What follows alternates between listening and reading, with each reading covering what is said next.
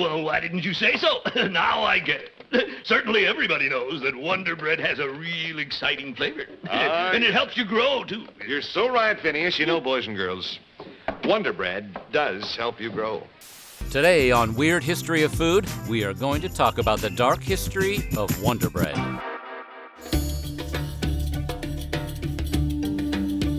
The evolution of bread and its role in social and political history is more complex than a simple recipe. There's a reason it's known as the staff of life. The world over, bread has always been an essential food staple. Wonder why bread and dough are slang for money? The ancient Egyptians, who discovered the concept of bread leavened by sourdough, were the first to pay wages in loaves of bread, and also in beer. We'd like to petition to bring that practice back. At the very least, beer should be part of every benefits package, and severance package for that matter. The Romans were able to combat social unrest by making available plenty of bread in circuses to keep the masses fed and entertained.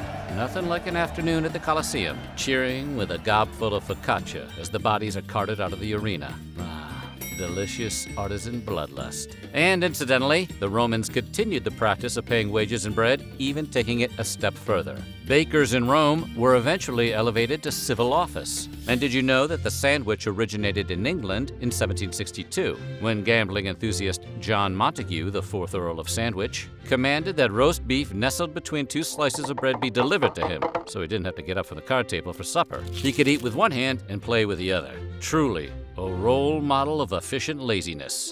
Today, Americans eat more than 300 million sandwiches a day, playing a smartphone game with a free hand. Montague would be proud. So how and when did bread get to be so white? The Egyptians used hand stones to mill grain into flour and employed a basic sifting mechanism to eliminate bits of stone and other foreign objects. The ancient Greeks advanced the process with a horse-powered hourglass mill, and the Romans further improved things by inventing the water-powered mill. But for centuries, the whitest flour was available only to the elite class. In the 1830s, the centuries-old process of grinding 2 slabs of stone together radically changed with the invention of the roller mill. Early designs produced lackluster results, but Swiss engineer Jacob Sulzberger refined the concept, setting 2 pairs of rollers in a frame, one above the other. The first set of rollers cracked the wheat berry, separating the germ and the oil from the flour. Then, close-set chilled steel rollers broke up the starchy endosperm into splendid white flour. Without the oily part, the longevity of the flour improved. The roller mill was first widely used in Hungary,